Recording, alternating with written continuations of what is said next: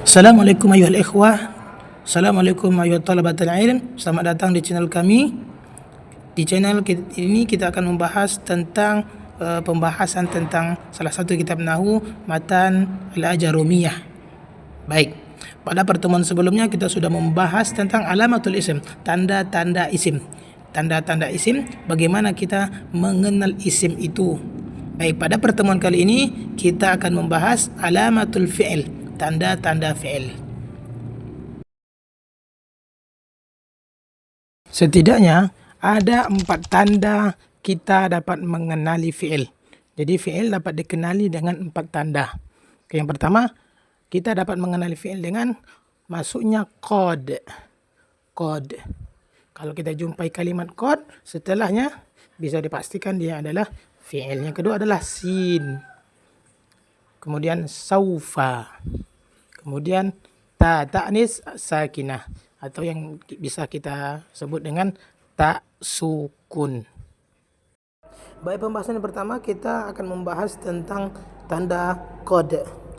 Qad, kalau kita seandainya melihat qad, setelahnya ada kalimat dalam bahasa Arab, dapat kita pastikan kalimatnya adalah kalimat fi'il. Jadi kalau ada kalimat setelah qad, bisa dipastikan kalimat tersebut adalah fi'il. Dan qad ini masuk kepada 2 fi'il. Yang pertama fi'il madi dan fi'il mudhari'. Nah, ketika qad ini bergandengan dengan fi'il madi dan mudhari', berbeda maknanya. Makna yang pertama, qad at-tahqiq. Makna tahqiq atau makna penegasan. Seperti firman Allah Subhanahu wa taala dalam Al-Qur'an, qad aflahal mu'minun. Qad aflahal mu'minun. Sungguh telah beruntunglah orang-orang yang beriman. Itu makna yang pertama. Juga bisa makna qad ketika masuk ke dalam fi'il madi, maknanya takrib. Takrib itu artinya dekat. Seperti perkataannya muazzin, qad qamatis shalah. Qad qamatis shalah. Maknanya apa? Maknanya adalah sudah dekat waktunya untuk melaksanakan dan mendirikan solat. Nah, itulah makna qad jika masuk kepada fi'il madhi. Kemudian jika qad ini masuk kepada fi'il mudhari, makanya maknanya menjadi yang pertama ada at-taqlil. Jika fi'il qad masuk kepada fi'il mudhari, maka maknanya menjadi at-taqlil. Contohnya adalah qad yafham al-ghabi. Qad yafhamu al-ghabi. Maka maknanya adalah qalla ayyafham. Bisa jadi dia paham. Dia paham tapi sedikit. Nah, sedikit pemahaman yang didapat dipahami. Makna yang kedua bisa juga dimaknai dengan at-taksir. At-taksir. Contohnya adalah qad yanjahul mujtahid. Qad yanjahul mujtahid. Kemungkinan besar orang-orang yang mujtahid itu bisa sukses. Nah, tanda yang selanjutnya yaitu yang kedua adalah as-sin. Yang masuk di sini adalah huruf sin. Nah, huruf sin ini biasanya bergandeng atau masuk kepada fi'il mudhari' saja. Fi'il mudhari' saja. Nah, sin ini mempunyai makna akan. Nah, dia mempunyai makna mustaqbal. Jadi makna sin ketika masuk kepada fi'il mudhari', dia akan menjelaskan kalimat al-mustaqbal atau masa yang akan datang. Contohnya firman Allah Subhanahu wa taala, sayaj'alullah ba'da usri yusra. Sayaj'alullah ba'da usri yusra. Di situ ada sin. Nah, kalimat setelahnya bisa kita pastikan dia adalah fi'il. Karena sin hanya masuk kepada fi'il. Kemudian fi'il mudhari' saja. Kemudian bermakna akan. Maka Allah akan jadikan setelah kesusahan itu ada kemudahan. Nah, seperti itu. Kemudian tanda selanjutnya yang ketiga adalah saufa. Saufa. Nah, saufa ini kurang lebih hampir sama dengan sin. Dia masuk hanya kepada fi'il mudhari' saja dan juga bermakna mustaqbal. Contohnya seperti kalla saufa ta'lamun. Kalla saufa ta'lamun. Sebagian dari kita mungkin akan bertanya-tanya, kalau sin dan sofa itu mempunyai makna yang sama, kemudian bagaimana cara membedakannya? Kapan kita harus menggunakan saufa, kapan kita menggunakan sin?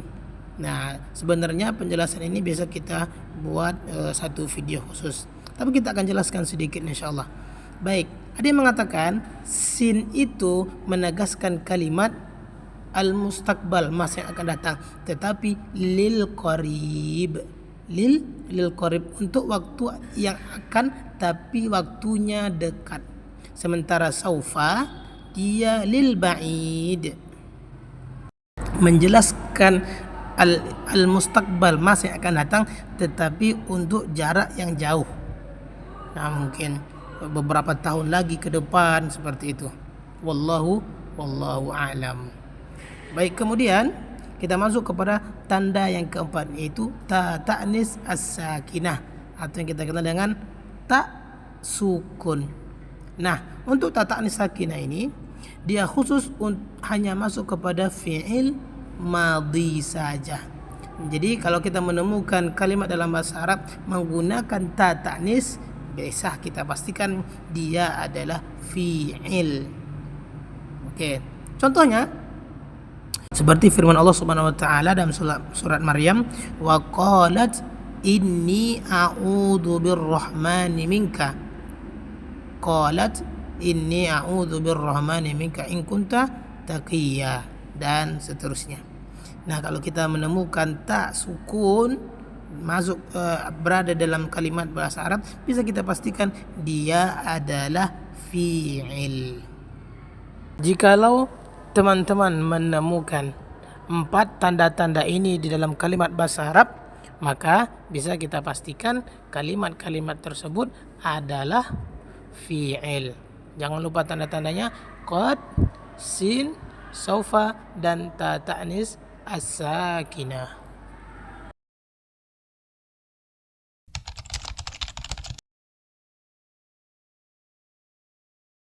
Setelah kita membahas tanda-tanda fi'il, kini tiba saatnya kita untuk membahas tanda-tanda huruf.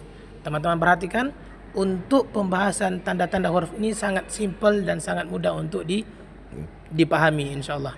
Baik, kita akan menjelaskannya sesuai dengan apa yang dijelaskan oleh muallif dari kitab Matan al-Jarumiyah.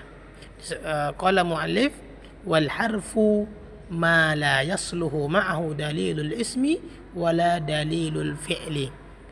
Jadi muallif Matan al-Jarumiyah mengatakan, dan huruf itu dikenal.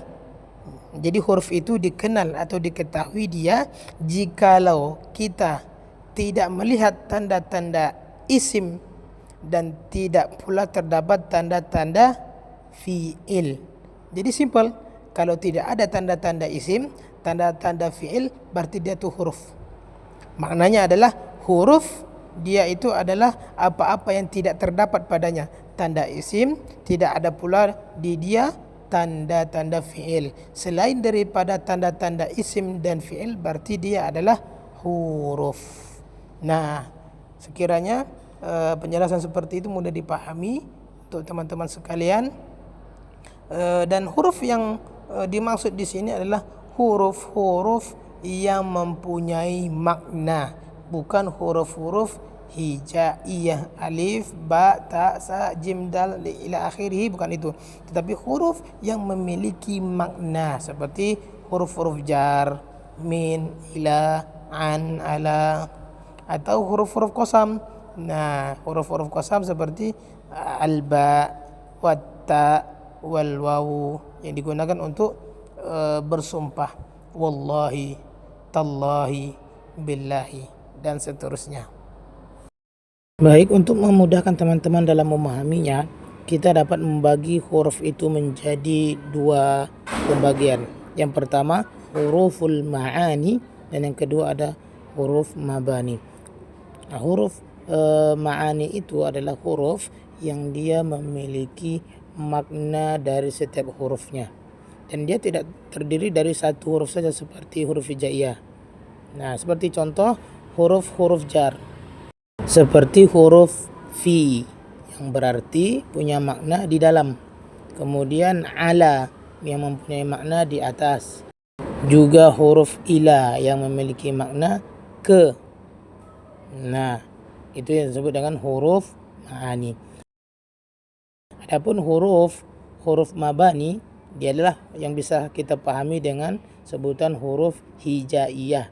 Huruf hijaiyah ini dialah huruf-huruf yang dengannya dibangun bangunan kalimat. Jadi umpamaannya adalah perumpamaan seperti batu yang disusun menjadi sebuah bangunan. Nah, itu yang kita sebut dengan alif, ba, ta, sa, jim, dal, dan seterusnya. Contohnya, kalau kita menyebutkan al-baitu. Al-baitu terdiri dari huruf-huruf hijaiyah. Nah, di sini ada huruf alif, ada huruf lam, ba, ya, dan ta.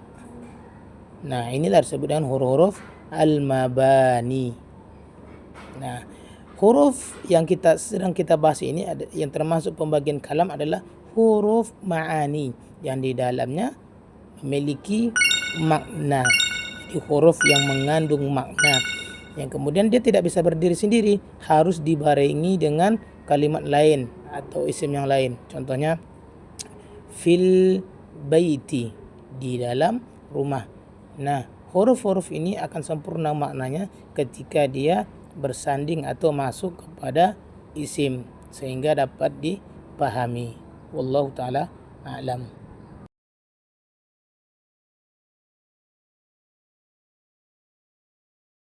Pada bagian kesimpulan ini kita akan mencoba menjelaskan apa yang termuat di dalam matan kitab Al-Jarumiyah. Pada pertemuan sebelumnya yang pertama sekali kita baru sampai menjelaskan matan Aqsamul Kalam. Kita akan menjelaskan tanda-tandanya. Qala muallif rahimahullah, fal ismu yu'rafu bil khafdi wa tanwini wa dukhulil alifi wal lami wa huruful khafdi. Nah, di sini muallif menjelaskan kepada kita isim itu yu'raf, dapat dikenal, dapat diketahui dengan beberapa tanda, seperti isim itu harus dalam keadaan khafad. Nah, sudah kita jelaskan. Nah, kalau dia berada dalam keadaan khafad berarti dia isim. Kemudian ada tanwin. Kalau ada di dalam kalimat itu tanwin, kita temukan berarti dia adalah isim. Juga dalam kalimat itu kalau ada dia alif dan lam berarti dia isim. Kemudian masuk kepadanya huruf-huruf khafad atau huruf-huruf jar. Nah, dengan tanda-tanda ini tadi dapat kita ketahui bahwasanya sebuah kalimat di dalam bahasa Arab itu berarti terindikasi dia adalah isim. Kemudian di matan disebutkan wa huruful khafdi. Muallif menyebutkan di sini, dan huruf khafad itu ada berapa? Disebutkan huruf-hurufnya di sini seperti min, ila, an, wa ala, fi, rubba, wal ba, wal kaf, wal lamu. Kemudian muallif juga menyebutkan huruf-huruf qasam, wa hiya al waw, wal ba, wat ta. Kemudian dilanjutkan muallif menjelaskan tanda-tanda fi'il. Fal fi'lu yu'rafu biqad wasin, kemudian wasaufa wa ta'i ta'nisi as-sakinah.